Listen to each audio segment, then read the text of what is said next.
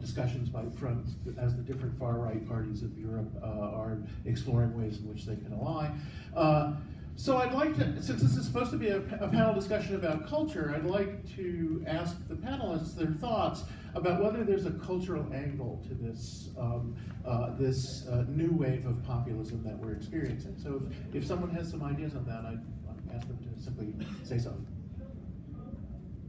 Well, I suppose since I do American politics and I'm not in France, I should say something about it. I'm certainly fascinated by the coincidence of movements around the world. I was mentioning earlier, I have a student who just returned from Austria, and she told me that she thought the Austrian elections, which confronted a right-wing and versus a conservative versus other alternatives, was influenced by a shock reaction to the American election and the success of Donald Trump, meaning that the populists were less successful than they might otherwise have been because of a reaction